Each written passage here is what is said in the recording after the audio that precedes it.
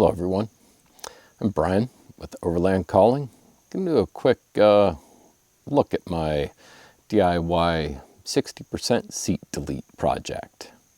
Reason I did it was I was going to be traveling with my dog. He's starting to get a lot bigger, needs some extra space, so I decided to open things up a little bit for him where I can put his dog bed in there. This actually bolts in to the seat mounts right back there. Then in this corner back here,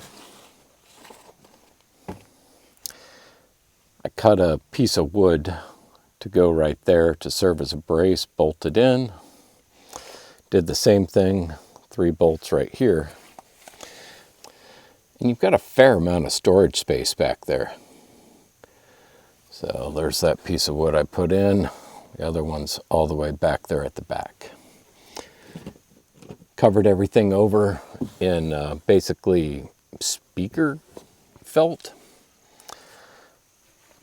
We'll say automotive carpet, but it's super thin. Cost about $10, so can't beat that.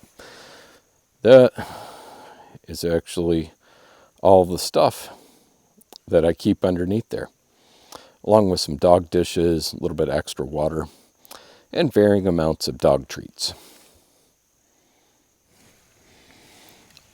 And taking the storage box out, perfect place to keep my power station, along with storage all the way around it, as long as I keep the venting open.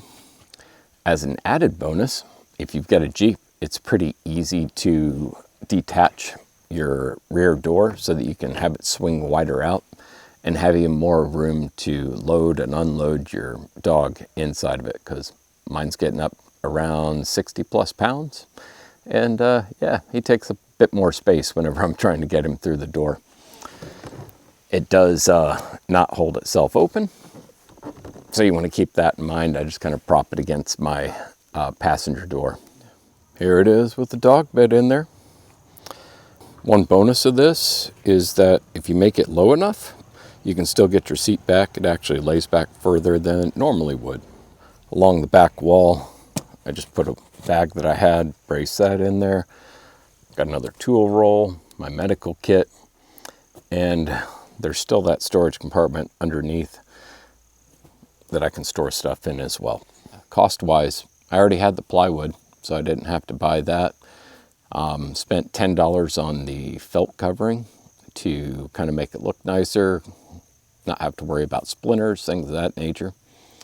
And maybe another $10 on bolts, nuts and bolts, to put everything together.